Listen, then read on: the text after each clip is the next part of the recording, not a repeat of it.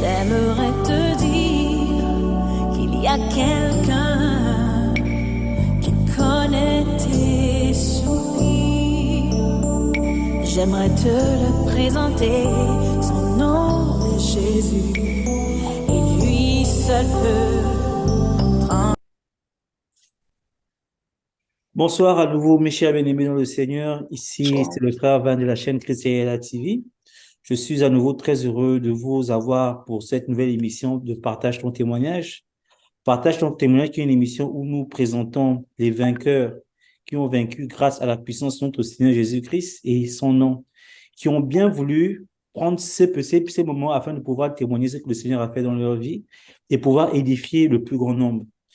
Comme vous pouvez le constater sur notre écran, nous avons un jeune frère que je connais très bien, qui est vraiment un ami à moi, Ouais. en la qualité de la personne de... Il va se présenter, je vais essayer de se présenter, juste pour vous dire que c'est vraiment quelqu'un qui compte beaucoup pour moi aux États-Unis. Aux États-Unis, je n'ai pas d'amis. Cette personne qui est en face de vous, c'est vraiment un ami pour moi. Je connais très bien son témoignage.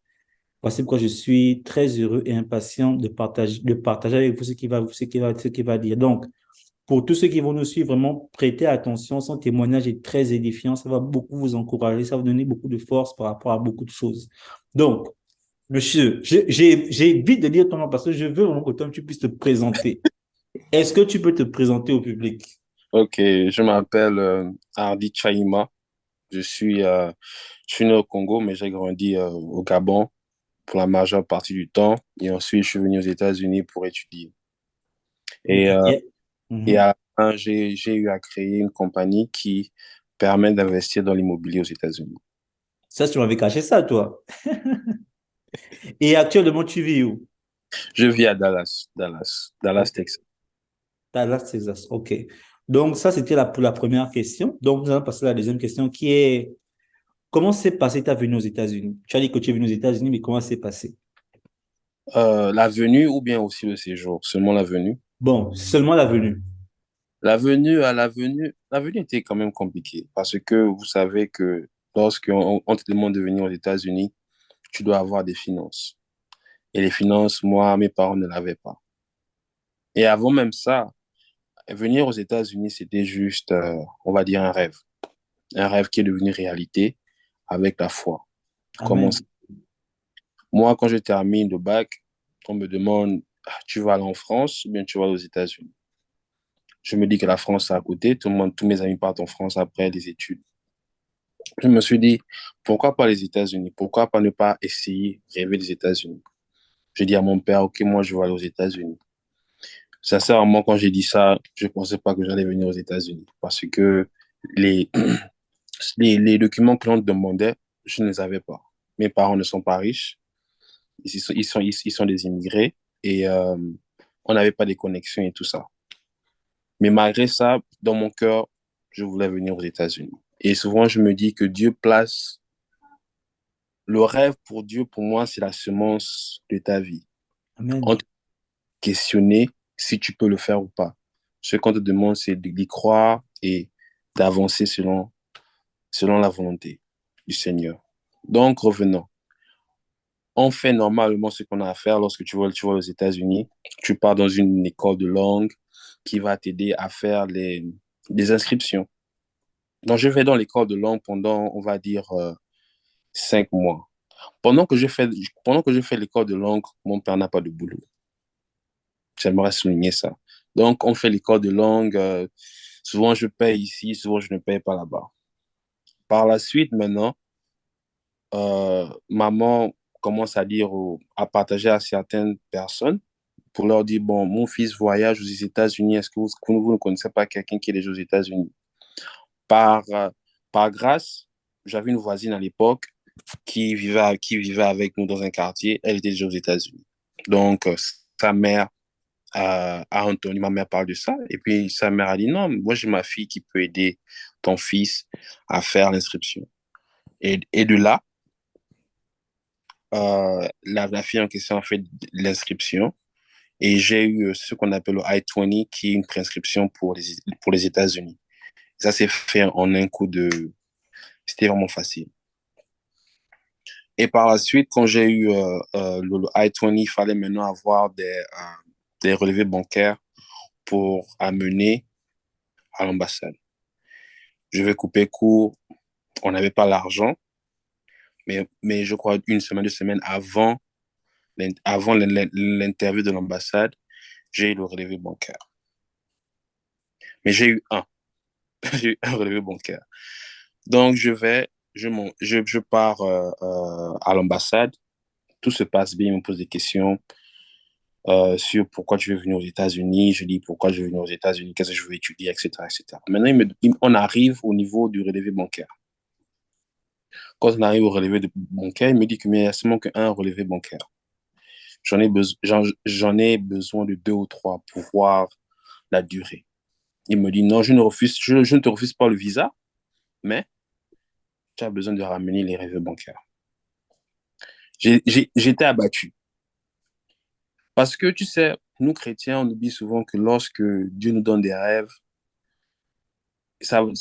on pense que ça va se réaliser comme ça.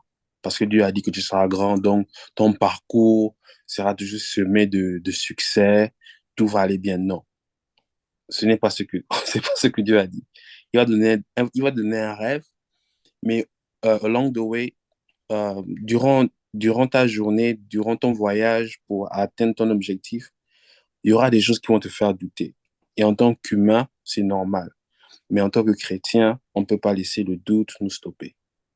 Donc, quand il me dit ça, je suis abattu. Je me dis que, ah, mais l'argent qu'on a dépensé pour la prescription et tout ça là, papa qui ne travaille pas, qui fait des bricoles, j'étais vraiment démoralisé. Donc, quand je sors, il y a un esprit qui me dit, mais pourquoi tu paniques? On t'a dit que tu retournes aux États-Unis. Et souvent, ça me rappelle certains versets bibliques qui s'appliquent à nous. Lorsque on donne des prophètes la vision, ils paniquent. Après, il y a une voix qui leur dit, mais pourquoi tu paniques? Je te donne la vision. Je ne me rappelle pas vraiment des versets bibliques, mais souvent je pense à lorsque Israël était dans le désert pendant, je ne sais pas, 40 ans. Et à un moment donné, ils se disaient que, mais attends, mais la terre promise là vient quand est-ce? Ils ont commencé à créer d'autres idoles pour pouvoir, voilà, pour pouvoir céder, quoi. Et Moïse est venu dire non, c'est pas comme ça. Et quand on lit les histoires bibliques, souvent on oublie d'appliquer ça dans nos vies. Que souvent, lorsque Dieu te donne un rêve et que c'est trop difficile, souvent on cherche un autre rêve que Dieu ne nous a pas donné parce que ça a l'air plus facile. Donc, je sors de l'ambassade. Ma mère me demande, tu as le visa? Moi, au lieu d'expliquer, je dis non. Elle commence, elle commence à dire, mais, maman Nangai, on a dépensé tout l'argent là. Ah, ton père va dire quoi? Je suis toujours dans le calme, hein? Je suis toujours dans le calme. Dans mon cœur, je me répète, j'aurai le visa, j'aurai le visa, j'aurai le visa. D'où l'importance souvent de répéter certains versets bibliques lorsque tu passes dans des situations difficiles parce que tu te rappelles la promesse. Avant, quand on me parlait de la promesse, je me disais, mais les gens me parlent de quoi? Maintenant, je me rends compte que la promesse que Dieu t'a donnée, tu dois te rappeler ça parce que quand tu te rappelles ça, ça te donne la force Amen. d'agir d'une manière. Mhm. Donc, je sors, j'arrive à la maison. Quand j'arrive à la maison, maman appelle, papa aussi s'énerve. Oh, comment ça? Moi, je suis toujours dans le cap. Donc, imagine-toi, je suis jeune, j'ai 18 ans. Tout le monde pense que il n'y aura pas le bac, il n'y aura pas le visa. Non, j'explique à mon papa que papa, écoute, j'ai besoin de 2 relevés bancaires de plus pour pouvoir avoir mon visa. Il me dit, OK. Ça a encore pris 2 semaines pour avoir le visa. Donc, chaque fois qu'il venait à la maison, je lui regardais seulement que où sont les relevés bancaires. Tu vois un peu. Et je commençais un peu, tu sais, il y a un doute qui commence à s'installer que, est-ce qu'on va. Parce que 2 semaines, quand tu attends quelque chose, c'est comme si c'était un mois, hein. Quand tu attends Mhm. quelque... Yeah. Et finalement, il me donne le visa. Je me dis que, ouais, là, Finalement, il me donne les relevés bancaires. Je me dis que oui, là, j'aurai mon relevé bancaire. J'ai mon relevé bancaire, là, j'aurai mon bac, j'aurai mon visa, je vais voyager, quoi. L'erreur que je fais, c'est quoi? Parce que l'ennemi ne va jamais dormir tu, tant que tu ne... En fait, l'ennemi est battu lorsque tu continues à croire dans la promesse et lorsque tu réalises la promesse. Mais tant que tu n'as pas réalisé la promesse, l'ennemi sera toujours à côté de toi pour te saboter. Quand je repars à l'ambassade, je fais une erreur. Je ne reprends pas le rendez-vous sur l'ordinateur. Tu sais que pour faire le rendez-vous, tu dois aller sur le site Internet. Mhm. Moi, je me dis que comme j'ai déjà fait le rendez-vous la première fois, je vais aller avec le même rendez-vous parce que je me dis que c'est dans le système. Tu sais bien qu'en Afrique, on ne connaît pas que chaque jour, quand tu pars faire un rendez-vous, tu dois renouveler le rendez-vous. Je ne savais pas ça. Donc, quand j'arrive, je passe bien la sécurité, je passe les empreintes. Maintenant, la deuxième dame me demande le formulaire de rendez-vous. Maintenant, quand je demande le formulaire de rendez-vous, elle me dit non, mais ça, c'est le rendez-vous d'avant. Tu as besoin d'un nouveau rendez-vous. J'ai dit, mais je suis déjà dans l'ambassade. Comment je vais faire pour avoir le rendez-vous? Elle me dit non, tu dois aller dans un cybercafé. Il était exactement 11h40 et l'ambassade fermait à 12h pour toute la journée. Je ne sais pas. Je ne sais pas s'ils avaient une fête ou quelque chose comme ça, mais ça a fermé pour toute la journée. Je me suis dit non, je ne peux pas quitter de cette ambassade-là sans mon visa. Donc, je sors de l'ambassade. Maman me demande pourquoi tu es sorti aussi rapidement. Je lui dis, ah, j'ai oublié de prendre le rendez-vous. Tu connais comment maman africaine ça? Ah, comment tu as oublié? On a investi beaucoup. Moi, dans ma tête, je reste calme, je reste calme, je reste calme. Donc, je me mets maintenant à chercher des cybercafés autour de l'ambassade. Rappelle-toi, je n'ai que 15 minutes avant que l'ambassade ne ferme. Donc, je dois aller au cybercafé, aller sur le site internet, imprimer la confirmation de rendez-vous, revenir à l'ambassade, avoir assez de temps pour passer les empreintes, passer les dames là et avoir le gars pour l'interview. Logiquement, si tu penses avec ta tête, tu te serais dit non, c'est peine perdue, ça ne sert à rien d'essayer. Je dis bien logiquement. Mais moi, je n'ai pas utilisé la logique, moi, j'ai étudié et utilisé la foi. Amen.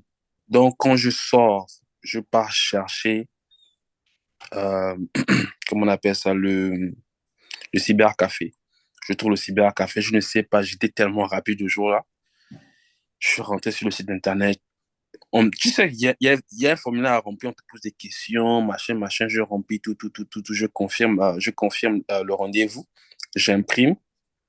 Je cours maintenant vers l'ambassade. Quand je cours vers l'ambassade, je passe la sécurité, je passe les deux dames là et j'arrive exactement à l'intervieweur. Quand j'arrive à l'intervieweur, il me reconnaît. Il me dit, oh, c'est toi, c'est un Américain. Oh, c'est toi qui est venu la semaine passée. Oui, oui, c'est moi. Il me dit, toi, ton problème, c'était seulement les relevés bancaires. Je lui ai dit oui. Il me dit, montre. J'ai donné les trois relevés bancaires. Il m'a dit, OK, c'est bon. Viens demain prendre ton visa. Et c'est comme Donc, ça que tu as obtenu ton visa. oui, oui. Parce que les gens pensent que, bon, OK, parce que tu vas voyager aux États-Unis, tu vas étudier aux États-Unis, tout sera facile. Tous les plans de ta vie, en fait, que Dieu a mis dans ton cœur, ce ne sera jamais facile. Mais c'est à toi d'avoir la foi et de croire en la promesse pour que ça puisse se réaliser. Parce que si, quand tu regardes mon histoire, il y a eu des épisodes où je pouvais abandonner, où je pouvais laisser, mais je croyais vraiment que c'était la volonté de Dieu que je sois ici aux États-Unis. Donc, quand je sors, maman est maintenant contente. Tu vois, oui, j'ai eu le visa. J'étais très content. Et ça m'a montré que il faut vraiment On ne peut pas seulement fonctionner avec la tête, il faut aussi qu'on fonctionne avec l'esprit. Souvent, on a des rêves dans nos cœurs. Ce n'est pas, ne te pose pas la question si le rêve est possible. C'est l'erreur que nous on fait. On se pose dans la tête, ah, est-ce que moi je peux faire ça? Parce que je me rappelle à une certaine époque, je ne me voyais pas avoir une voiture. Je pensais que la voiture, c'était d'abord, même pas la voiture, d'abord conduire. Je ne me voyais pas conduire. Avec mon intelligence de l'époque, je ne me voyais pas conduire. Aujourd'hui, je conduis, aujourd'hui, j'ai la voiture. Donc, on ne peut pas seulement se baser sur notre intelligence pour accomplir des grandes choses dans la vie. On ne peut pas. On a un élément spirituel qui est là. Et je crois qu'il y a un verset qui dit que avant que ce soit visible, c'est d'abord spirituel. Et ce qui rend le spirituel vrai, c'est lorsque tu y crois de toutes tes forces. Et lorsque tu y crois de toutes tes forces, ça va se matérialiser. Aujourd'hui, ma vie n'est que la matérialisation de la vision que j'ai crue depuis que j'ai eu le visa. Si je n'avais pas cru en ça, Monsieur Van, je serais à Libreville en train de boire mon vin et c'est tout. On va y Donc, arriver, on y arrive. Déjà, merci pour cette base, parce que ça va vraiment poser les bases du témoignage que tu vas faire aujourd'hui pour que les gens comprennent déjà que, voilà déjà, en fait, tu viens avec une vision, le Seigneur t'avait déjà dit, en fait, voici ce que je veux pour toi. Maintenant, le problème, c'est quoi? C'est que finalement, tu réussis à avoir ton visa, tu viens aux États-Unis. Et ça, c'est la partie où, personnellement, moi, j'ai intérêt parce que c'est là où moi je rencontre Hardy, je crois que c'était en 2000, c'était en 2014. 2014, Oui. 2014, Moi, je 2014. rencontre Hardy comme ça, par le fruit du hasard. Bon, c'était une amie qui s'est mariée ici aux États-Unis, une amie ivoirienne qui m'a avec toi, Oui, et moi, j'ai été fait pour contact avec toi et je t'ai rencontré. oui. Donc, voici là où moi j'interviens, et c'est là où moi je rencontre Hardy, et voici où l'autre histoire d'Hardy, parce que cette histoire, moi, je ne la connaissais pas, hormis aujourd'hui. Donc, comme tout le monde, je viens de connaître ça aussi. Mhm. Maintenant, la partie que moi, je connais très bien et je trouve très intéressante va commencer. Donc, ceci va nous amener à la troisième question, qui est, après que tu sois venu aux États-Unis, quels ont été les éléments déclencheurs de ta descente, dans le sens où tu es venu aux États-Unis. Moi, quand j'étais connu, tu étais assez assis, tu n'avais pas de problème. Et tout d'un coup, tout a commencé à devenir noir dans ta vie. Oui, oui. Donc, quels ont été ces éléments déclencheurs? Donc, quand j'arrive, je suis élève assidu, je trouve un petit boulot à l'école, donc je me gère, en fait, je me gère, mais l'école est payée par les parents. Parce que même avec le petit boulot que j'ai à l'école, je n'arrive pas à payer l'école parce que l'école est tellement chère. Maintenant, un jour, je crois que c'était un semestre, non, c'était le début de la rentrée. Je crois que c'était 2015, 2014, je ne me rappelle pas bien. 2015, c'était janvier 2015. Oui, janvier 2015. Donc, décembre, je devais payer le semestre de décembre pour m'inscrire au semestre de janvier. Parce que les semestres ici, c'est charge de janvier à mai, de juin à juillet, de août à décembre. Donc, j'envoie le message aux parents que oui, j'ai besoin de payer l'école. Est-ce que vous êtes prêts? Ils me disent non, attends. Janvier arrive, janvier fini. Je reçois le email de, euh, de la femme qui s'occupe des étudiants internationaux à l'école. Elle me dit, hé, j'ai pas vu que tu t'es inscrit, tu dois t'inscrire parce que si tu t'inscris pas, tu risques d'être hors statut. Hors statut, c'est que on, on cancel ton visa ne, voilà, et n'existe plus en fait, on détruit ton visa numériquement. J'ai dit, ok, il n'y a pas de problème, je vais m'inscrire, j'attends l'argent des parents. Début février arrive. Oh oui, on va t'envoyer l'argent, on va t'envoyer l'argent. Pendant ce temps-là, en fait, les parents ne m'avaient pas dit que, Hardy, on travaillait une situation difficile. À l'époque, le président de l'époque était mort, il y avait des changements qui s'opéraient, l'économie était en changement, donc il y avait beaucoup de choses qui se passaient, l'économie était instable, donc beaucoup de gens ont perdu leur boulot, n'avaient pas les marchés qu'ils avaient et tout ça. Moi, je ne savais pas ça, je vivais pour le pays. Donc, pendant que tout ça se passe, moi, je suis là, j'attends, paisiblement. Et j'attendais aussi l'argent pour pouvoir payer le loyer parce que le boss m'envoyait peut-être assez pour payer l'école. Et avec mon boulot, je complétais 300 pour payer le loyer. Donc, je complétais quoi? 30% de l'argent qu'on m'envoyait pour payer le loyer. Février arrive, le cœur commence à battre que, attends, l'argent que je devais recevoir en décembre, je ne l'ai pas toujours reçu. Qu'est-ce qui se passe? Non, ça arrive, ne t'inquiète pas, on rencontre des difficultés, mais ça va arriver, ça va arriver. Je commence à recevoir comment dire, des notices à la porte qu'il faut payer le loyer parce que tu es en retard déjà de un mois. Je dis, attends, mais qu'est-ce qui se passe? Je commence un peu à paniquer, mais en ce moment-là, je ne peux rien faire. Je n'ai pas de voiture, je n'ai rien, absolument rien. Donc, j'attends. Fin février, rien ne se passe. Monsieur Van, fin février, rien ne se passe. Donc, la dame de l'immigration me demande de venir à, à, à l'école parce qu'elle veut me parler. Je m'habille bien, je pars à l'école. Elle me dit, écoute, si tu n'arrives pas à avoir les 2500 que tu dois à l'école pour pouvoir t'inscrire, je pense que tu dois retourner chez toi au pays. Parce que si tu restes, tu seras hors statut. J'ai dit, je n'ai pas 2500. Elle me dit, OK, donc tu dois retourner au pays. J'ai dit, OK, pas de problème. J'étais abattu. J'étais vraiment abattu parce que je savais que j'avais encore des choses à faire aux États-Unis. J'avais des choses à accomplir. Comment se fait-il que, après que 2 ans, un an et demi, je dois retourner au pays? Je rentre à la maison. Je commence à réfléchir. Et finalement, les parents me disent que non, ils n'ont pas l'argent pour m'envoyer. Ils se battent. Début mars, pendant que tout ça se passe, hein, la nourriture, ça commençait déjà à diminuer. On a commencé à couper l'électricité, on a commencé à couper l'eau chaude, donc je n'avais plus rien. Après, maintenant, ce qui se passe, c'est que fin février, on m'envoie seulement l'argent pour payer le loyer. Donc, je peux payer le loyer, je paye le loyer. Quand je paye le loyer, je ne peux pas payer l'électricité, je ne peux pas payer à manger.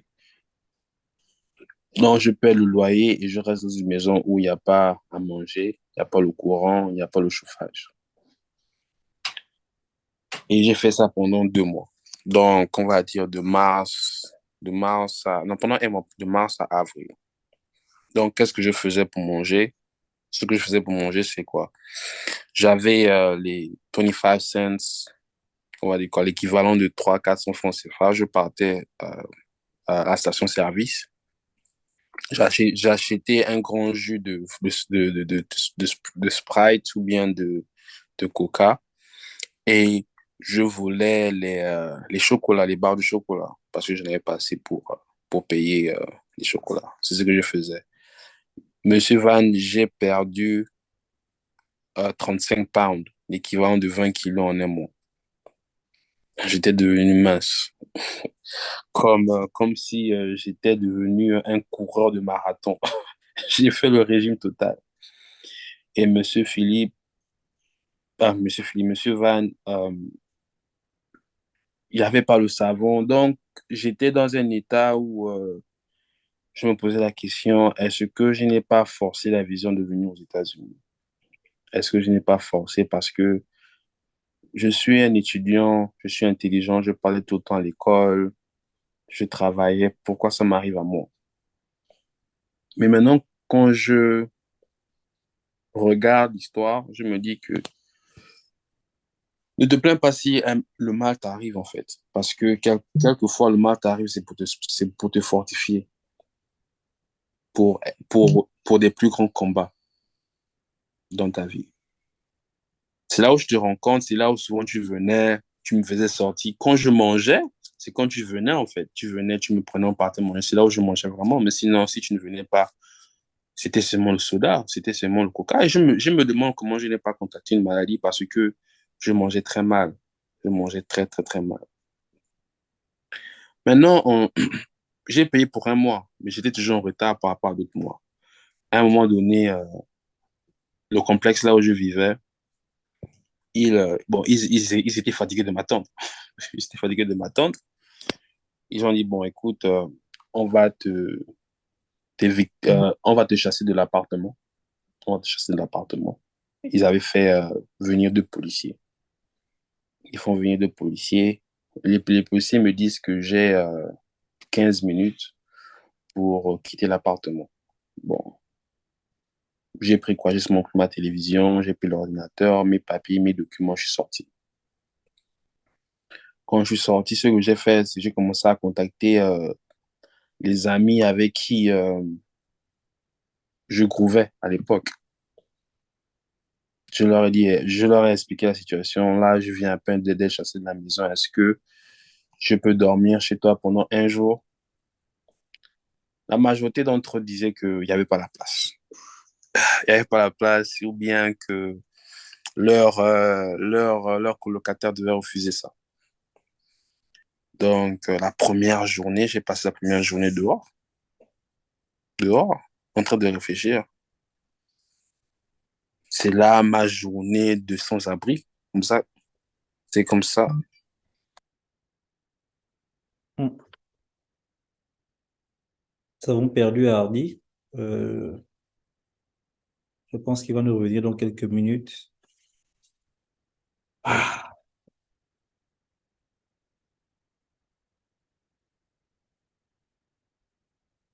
Ce que je vais faire, c'est que je vais d'abord couper le recording. Ah, il est de retour.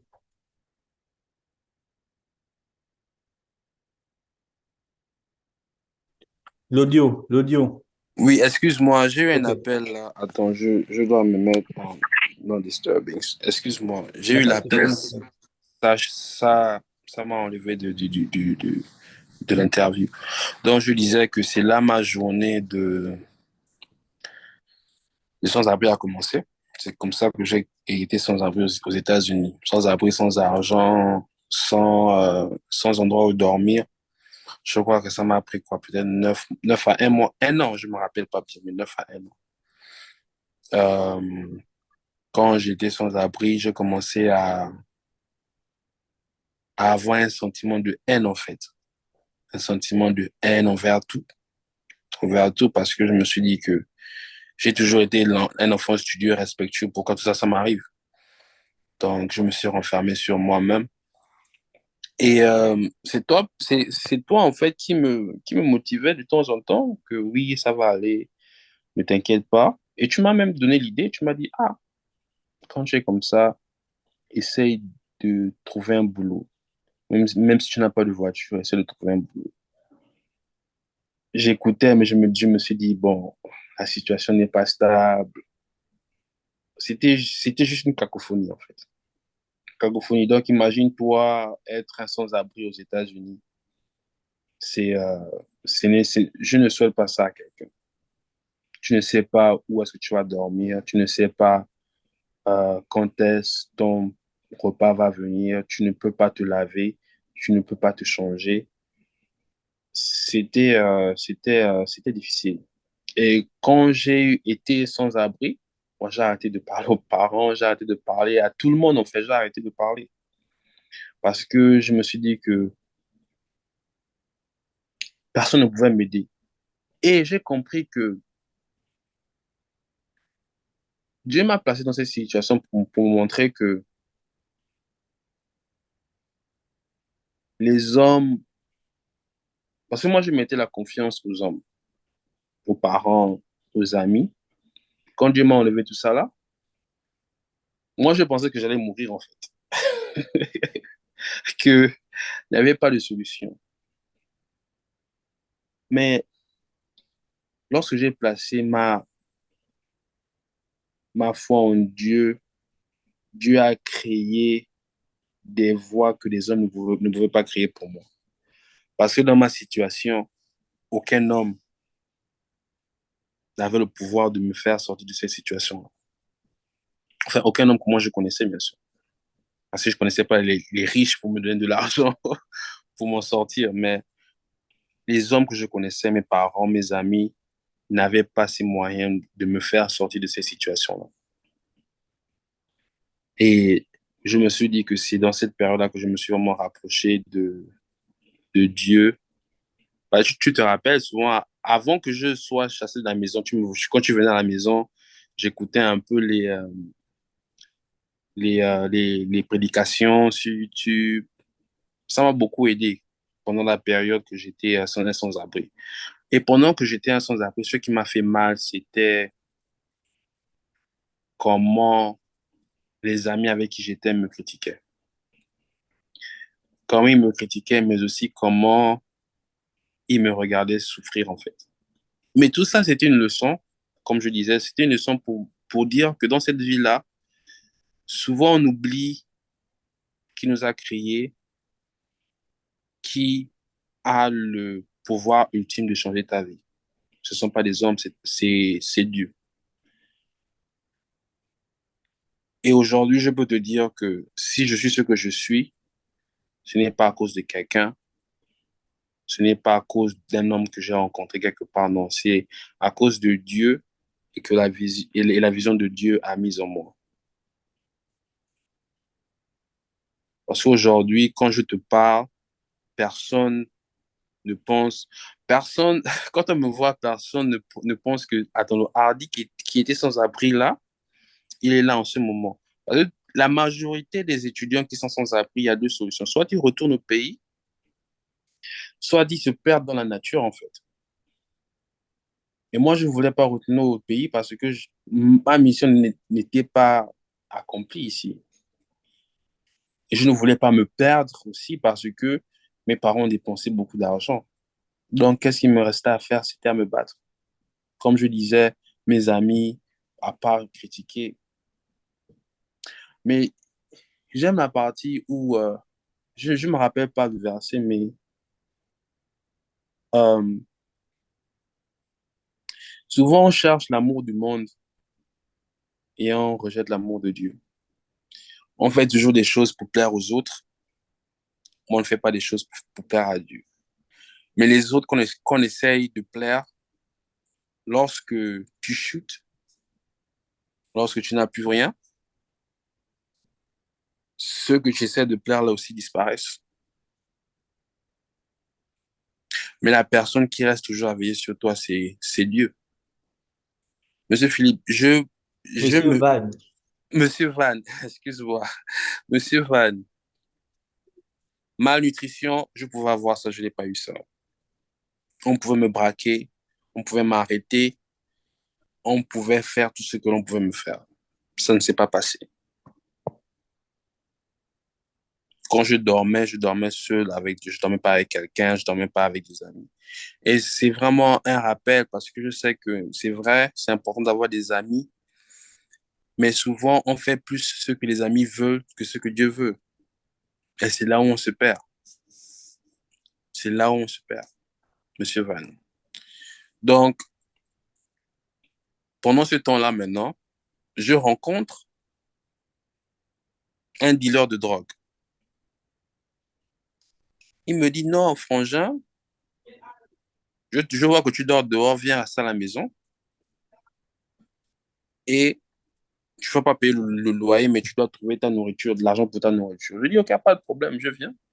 Je restais dans la maison. Il y avait certains Africains aussi qui étaient là. Ils avaient une vie différente de ce que moi je vivais, que moi je pensais. Tu vois, moi je viens de deux parents africains, voilà, c'est le travail, c'est l'école. Eux, c'était la fête tous les jours, la bière tous les jours, les femmes tous les jours. Et j'étais mis dans cet environnement-là, du matin au soir. Maintenant, un jour, j'avais fait une semaine, non, 3 jours, je grignotais seulement, buvais beaucoup d'eau, beaucoup de soda, je grignotais. Maintenant, je me dis, ah, mais tu sais, tu n'as pas d'argent. Moi, je peux te donner, et ça, je t'ai pas raconté ça, mais c'est vrai. Il vendait la drogue, comme je disais. Donc, il me disait, j'étais même venu une fois. J'étais même venu une fois, si je me rappelle. Mais quand j'étais venu, c'était arrangé parce que chaque fois que on reçoit les visiteurs, ils essaient un peu d'arranger la maison, mais c'était un endroit où ils vendaient aussi la drogue. Donc, ils me donnent de la drogue. Ils me disent, non, écoute, je te donne de la drogue, tu vends, et puis tu peux avoir de l'argent, et puis tu peux aller manger. Je me suis mis à réfléchir, je me suis dit, ah, est-ce que je suis venu aux États-Unis pour venir vendre la drogue? J'ai faim, c'est vrai, j'ai faim. Et ça me rappelle Jésus, non, l'histoire de Jésus lorsqu'il est sur la montagne, et puis le diable lui demande, mais transforme la pierre en pain, tu as faim, transforme ça en pain, tu vas manger. C'est la partie là où, quand on dit que tu ne mangeras pas seulement de pain, mais de toute parole qui sortira de Dieu. J'avais faim. Monsieur Van, j'avais faim. Donc, quand il me donne ça, il me dit non, vas-y. Et il me donnait, c'est pas qu'il me disait va vendre et puis tu me. Non, il me dit tiens, va, comme ça tu vas manger. Je me suis dit non, je suis l'aîné de la famille et je ne peux pas être la porte d'entrée de certaines choses que je ne maîtrise pas. Hardy, on va d'abord faire une pause parce que là, ça signale qu'il faut qu'on fasse une pub. Ok, d'accord. Oh, tu vas me donner quelques minutes, Y a pas de problème. puis il y aura une petite publicité que je vais faire passer, mais je Mhm. vais te renvoyer le lien et puis on va continuer l'interview. Ok, d'accord, ça marche.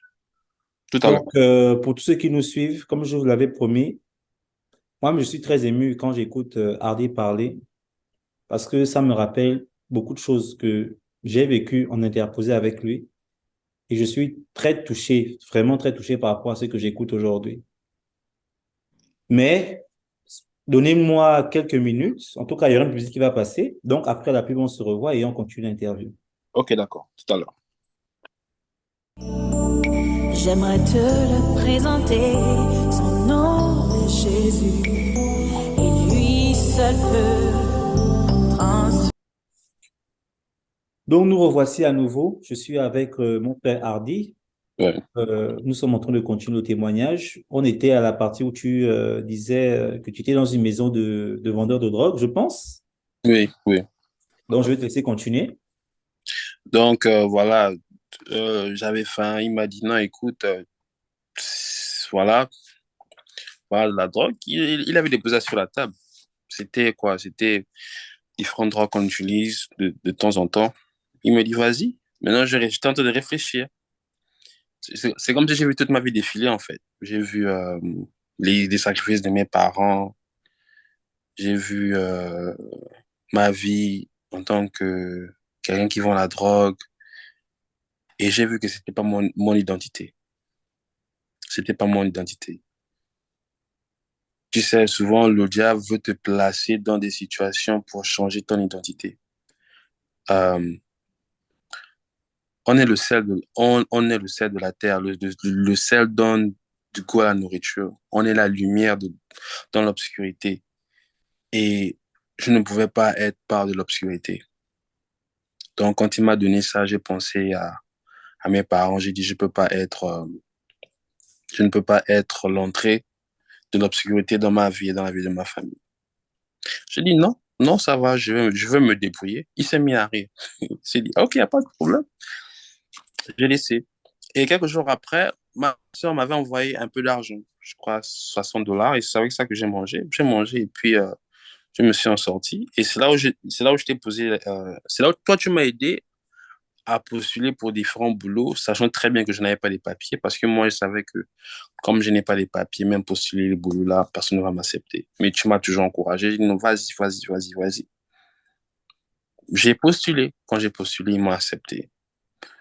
Quand il m'a accepté, le boulot était à 1h15 de là où j'étais. Donc, il fallait que je marche 1h15 à l'aller, je marche 1h15 au retour.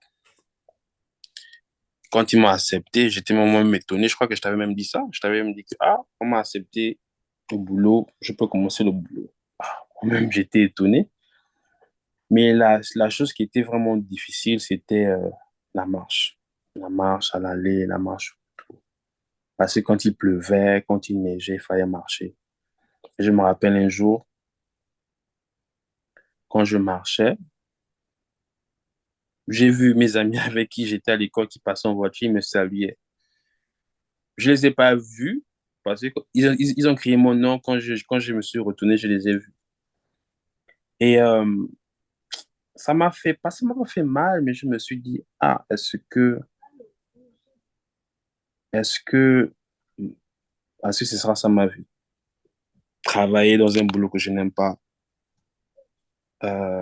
faire des choses que je n'aime pas pendant que les gens avec qui j'ai connu avancent. Mais j'ai gardé cette vision dans mon cœur que ce n'est pas ce que je suis destiné à faire, mais je dois le faire pour avancer. Tu sais qu'il y a toujours un trait d'union entre le début et la fin, et je faisais le trait d'union là. Quand j'ai continué.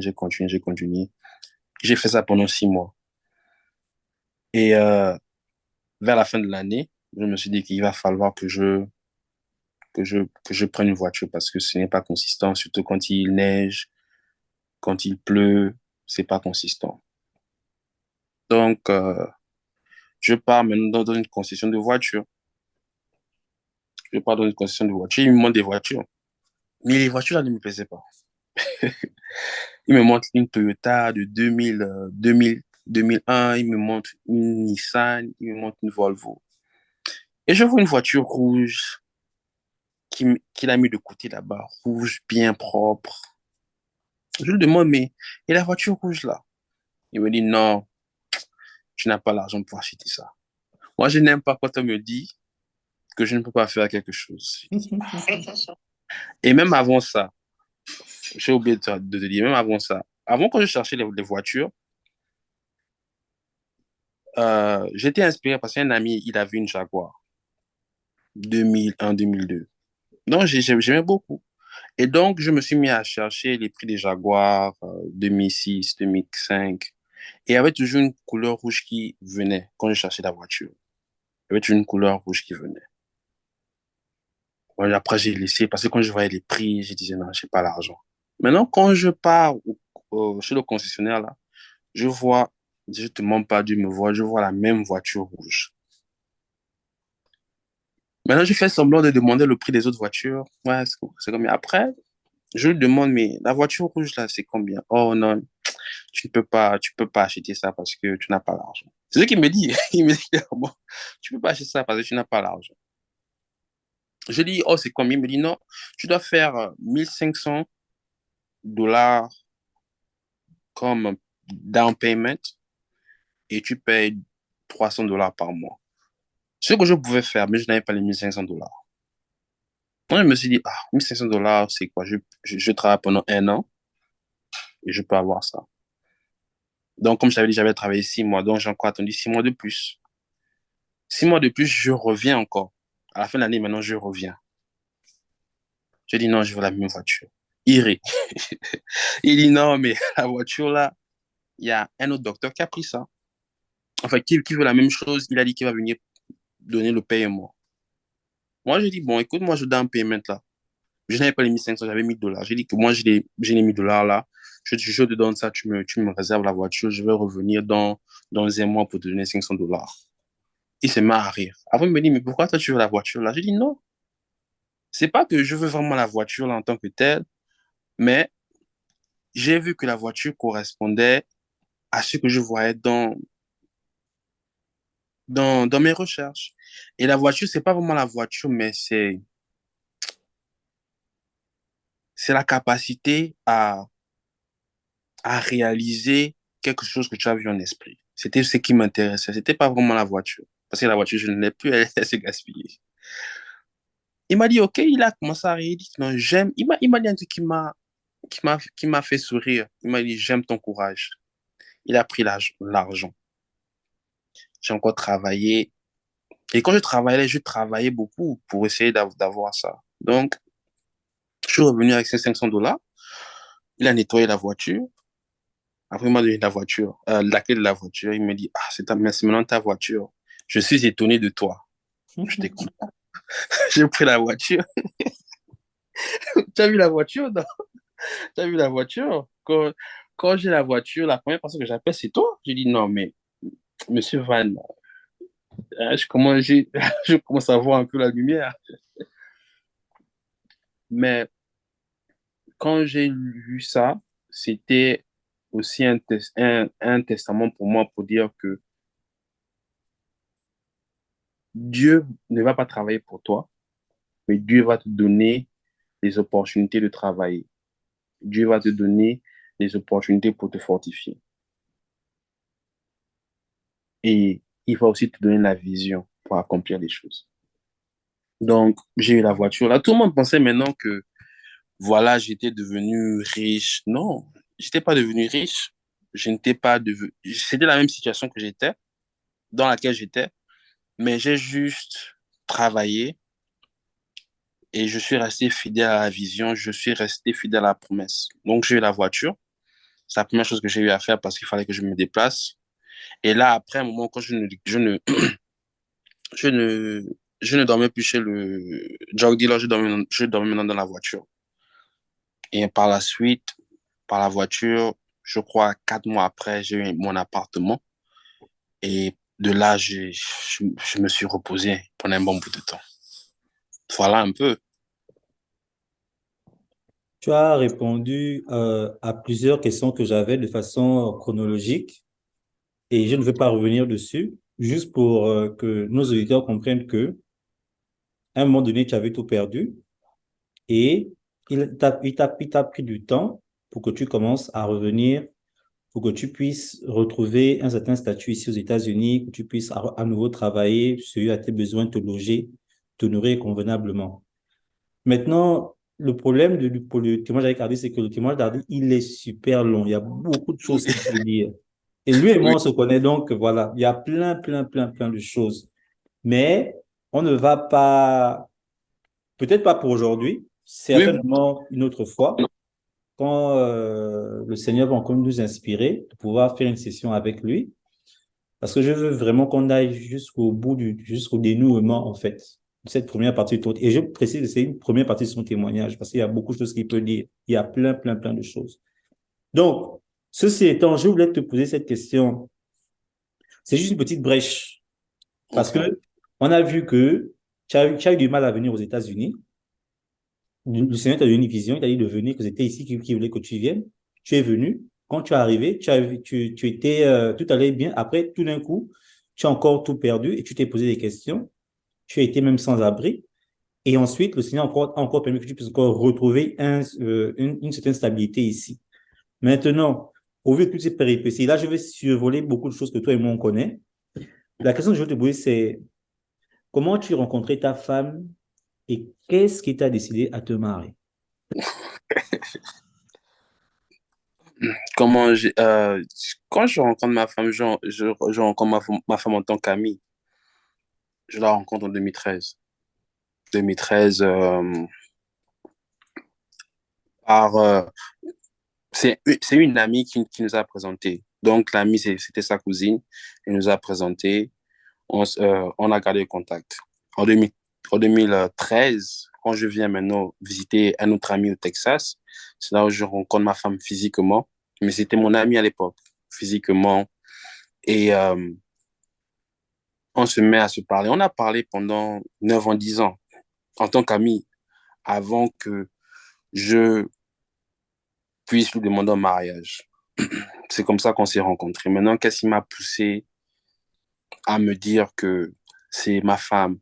Non, pas à me dire que c'est ma femme, mais qu'est-ce qui m'a poussé à l'épouser? Tu sais, monsieur Van, l'erreur que nous on fait, c'est que, ce n'est pas une erreur, mais le mariage, comme tu me dis toujours, c'est un ministère. C'est vraiment un ministère. Et avant de rencontrer ma femme, j'ai rencontré d'autres filles qui m'ont laissé pendant que je souffrais. Et il y a une qualité, la première qualité que je vais dire qui m'a vraiment plu, c'était une femme pieuse. Quand je dis pieuse, c'est une femme qui prie. C'est une femme qui a un bon cœur. C'est une femme comment dire, qui comprend ta situation. Je sais pas le mot, c'est compassionate, qui a de la compassion. Elle est une femme pieuse. Et c'est ce qui m'a beaucoup plu parce que si tu vois ma vie, je ne peux pas avoir une femme normale. Parce que si j'ai une femme normale, quand je n'ai plus l'argent, elle va partir. Quand j'ai un problème, elle va partir. Parce que le problème aujourd'hui avec beaucoup de relations, c'est que c'est basé sur le superficiel. Tu as de l'argent, tu as un boulot, tu as une voiture, les filles sont autour de toi. Quand tout ça là disparaît, les filles aussi disparaissent. Mais il y a des qualités qui ne changent pas, comme être pieuse. Être pieuse, c'était quelque chose que j'ai vu en elle, euh, qui était une qualité très importante. La deuxième qualité, c'est qu'elle était travailleuse. Elle n'avait pas peur de travailler. Elle n'avait pas peur de donner son temps. Elle n'avait pas peur de fournir des efforts. Parce que je ne parle pas de toutes les femmes, mais il y a certaines femmes qui ne veulent rien faire, qui veulent que leur mari fasse tout. Je suis désolé, mais on est dans un monde où ton mari peut perdre le boulot, ton mari peut être malade pendant 1 an, 2 ans, ton mari peut avoir un accident. Vous allez faire quoi? Tu vas le laisser? Non. Mais une femme qui sait se donner, qui sait travailler, c'est un atout pour l'homme aussi. Parce que deux paresseux ne peuvent rien faire. Donc, deux travailleurs, c'est important. Donc, la deuxième aspect, c'est le travail. Le troisième aspect, c'est l'esprit de famille. Tu sais, Monsieur Philippe, si ta femme n'a pas l'esprit de famille, elle peut être un sujet de division entre toi et ta propre famille. Parce qu'elle ne va pas vouloir que tu passes du temps avec ta famille. Elle ne va pas vouloir socialiser avec les membres de ta famille. Et même des membres de ta famille vont arrêter de socialiser avec toi parce qu'ils savent que ta femme ne les aime pas. Donc, l'esprit de famille est important. L'esprit de famille pour dire l'esprit d'amour. Elle est prête à donner de l'amour à des gens qu'elle ne connaisse pas, qu'elle ne connaît pas. Elle est prête à parler, à partager, à communiquer. Et ce sont des qualités que beaucoup de personnes oublient. On se dit, oui, elle est belle, oui, elle parle bien, oui, elle est intelligente et c'est tout. Non, quand tu parles dans un mariage, le mariage, c'est jusqu'à la mort. Normalement, c'est jusqu'à la mort. Mais tu dois avoir des qualités intrinsèques, des qualités que tu ne peux pas voir à l'œil nu, en fait, pour pouvoir partager ce temps-là avec une personne pendant 30, 40 ans de ta vie. Tu sais, on reste avec les parents pendant 20 ans ou 18 ans. Après, on part se chercher dans le monde. Donc, c'est ta femme qui passe le plus de temps avec toi sur cette terre. Si vous êtes mariés jusqu'à ce que la mort vous sépare, c'est elle qui passe le plus de temps avec toi. Donc, c'est vraiment important de localiser les qualités dont vous aurez besoin. Donc, elle avait l'esprit de famille, là, où ma mère se sentait à l'aise quand elle parlait avec elle, ma sœur, mon frère. Elle n'était pas un sujet de division dans ma famille, mais un sujet comment on dit, de cohésion. Donc, ce sont les trois aspects-là que j'ai rencontrés, que j'ai vus, qui m'ont permis de me dire que j'ai trouvé une femme. Donc, c'est un peu ça. Je voulais vraiment poser cette question pour que les gens puissent voir comment tu vas d'un point à un autre et le Seigneur, à la fin, pas à la fin de ta vie, mais à la fin de tout ça, te comble. Oui, Tu vois, le Seigneur te comble. Et j'ai la foi de croire que Hardy aussi a sa chaîne. Je ne sais pas trop comment tu vas faire ta chaîne, mais moi, ce que je vais t'encourager de faire, c'est n'hésite pas quand tu peux de parler de ton expérience, parler de ta vie. Ça va attirer ça va attirer beaucoup de gens à Dieu. Ça va beaucoup t'aider dans ce que tu fais. N'hésite jamais. Les Oui, plus grands hommes qui ont réussi sur cette terre, ce sont des gens, on connaît leur histoire. Donc, n'hésite jamais à partager ton histoire. c'est C'est pas- difficile, c'est vrai, mais il faut le faire. Donc, nous sommes déjà presque à la fin de ce merveilleux témoignage. En tout cas, moi, j'ai passé les meilleurs moments avec toi. Merci, merci. Et je vais te poser une dernière question. Mhm. C'est, après tout ce que tu as vécu, qu'est-ce que tu peux dire à quelqu'un quelque part qui passe peut-être par la même situation que toi? Mhm. Aujourd'hui, peut-être qu'il va tomber sur ce témoignage. Moi, je dis souvent aux gens, vous savez, ce que j'aime beaucoup avec l'audiovisuel, c'est que on va faire la vidéo, je vais la poser sur mon YouTube. Mais cette vidéo-là, 10 ans plus tard, quelqu'un peut regarder cette vidéo et son histoire peut changer. Peut Moi, j'ai vécu changer. ça, tu vois. Donc, moi, je sais que quelqu'un va tomber sur cette vidéo. Oui. Qu'est-ce que tu peux dire à cette personne-là qui t'a écouté jusqu'à présent et qui veut recevoir quelque chose de toi? Qu'est-ce que tu peux lui dire? Moi, je peux dire que les plans des hommes, ce n'est pas les plans de Dieu. Sûrement là, tu passes par des situations difficiles, tu te dis que voilà, je suis fini, j'ai perdu mon boulot, j'ai perdu ma femme, j'ai perdu tout ce que j'avais. C'est pour te dire que le Dieu que l'on prie, c'est un Dieu qui restaure. Il restaure la joie, il restaure la paix, il restaure la famille. Donc, si tu as perdu tout ce que tu as perdu, sache que le Dieu que tu pries va te restaurer. Amen. Mais il y a seulement une seule chose qu'il va te demander. Une seule chose. Il ne te demande rien, il ne te demande pas de l'argent. Il te demande une seule chose. C'est avoir la foi. Et la foi, ce n'est pas croire avec ta tête. La foi, c'est, même si tu ne vois rien, tu continues à avancer. Le boulot que tu n'aimes pas faire, tu continues à faire parce que tu sais que le boulot que Dieu va te donner est devant. Amen. C'est cette foi-là dont tu as besoin. Et cette foi-là, quand tu vas arriver à la fin, tu vas te demander, mais qu'est-ce qui s'est passé? Aujourd'hui, ma vie, si quelqu'un à l'époque me disait, Hardy, tu seras marié, tu vas créer une entreprise, je t'ai même pas dit, et tu vas avoir un enfant. D'abord, je veux d'abord te traiter de menteur et de faux prophète. Mais je ne suis pas spécial. Tous ceux qui ont accompli de grandes choses, ils l'ont accompli avec l'esprit et le cœur. Dieu a placé quelque chose dans ton cœur que moi, je ne connais pas. Tes parents ne connaissent pas, tes amis ne connaissent pas. Si tu décides de marcher avec le Seigneur, quand je dis marcher avec le Seigneur, il y aura des tentations, il y aura des moments de faiblesse, il y aura des moments de doute. Mais si tu sais que si c'est Dieu qui a mis ça en toi, c'est lui qui va amener ça à écloître. Tu vas accomplir des choses que même toi-même, quand tu vas te regarder, tu vas te dire non, j'ai pas pu accomplir ça. Mais tout commence par la foi. Et la foi n'a pas besoin de voir. C'est l'erreur que nous on fait, c'est que on regarde, on essaie d'analyser, non. Parce que Dieu, là où Dieu veut t'emmener, tes yeux n'ont pas encore vu ça. Ah, c'est le conseil que je veux donner. Merci beaucoup, Hardy. De Cela va rien. conclure notre émission d'aujourd'hui. Oui. Est-ce que tu sais prier? Moi, tu n'ai jamais entendu prier. Tu sais prier? Parce qu'en général, tous ceux qui passent ici doivent prier. Est-ce que tu sais prier? Oui, elle sait prier. Non, je suis tombé, je sais que tu sais prier. Je vais Oui. te demander de conclure ce merveilleux épisode de partage ton témoignage avec une prière. Parce Ok, que, comme d'accord. je le dis, la foi.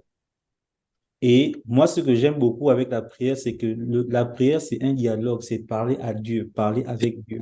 C'est le Oui. seul moment où tu rentres réellement en intimité Oui. avec lui. Tu peux être avec lui comme s'il était à côté de toi, lui dire que Seigneur, voici mon problème, voici ce par quoi je passe. Et quand je demande aux gens de prier, c'est pas juste par accoutumé, mais c'est parce que je crois fortement à la prière. Mhm. Donc, je vais te donner cette opportunité de prier par rapport à tout ce que tu viens de dire. Ok. Seigneur Jésus, je te remercie pour cette occasion de partager ta puissance à l'aide de la chaîne de Monsieur Van. Je te remercie parce que je sais que ceux qui ont écouté cette émission sont touchés. Et je te remercie parce que je sais que ta main les a élevés dans des places qu'ils n'ont pas encore vues. Seigneur, si tu as pu changer ma vie, changer la vie de David, changer la vie d'Abraham, je sais que tu peux changer la vie de ces auditeurs, Seigneur. Amen. Tu as placé une semence en nous qui est quelquefois un rêve ou une vision, Seigneur. Seigneur, je te demande à ce que ces rêves et ces visions se réalisent, Seigneur, pour que beaucoup plus d'auditeurs puissent partager ta puissance. Et que lorsque l'on voit ta puissance, beaucoup plus d'auditeurs, Seigneur, puissent devenir chrétiens, non pas chrétiens à la bouche, mais chrétiens en esprit et en vérité, Seigneur. Amen. La puissance est tellement grande que mon témoignage reste petit, Seigneur. Mais je sais, Seigneur, que ce par quoi tu nous as fait passer dans cette vie, Seigneur, c'est pour montrer à tous ceux qui croient en toi que rien ne t'est impossible, Seigneur.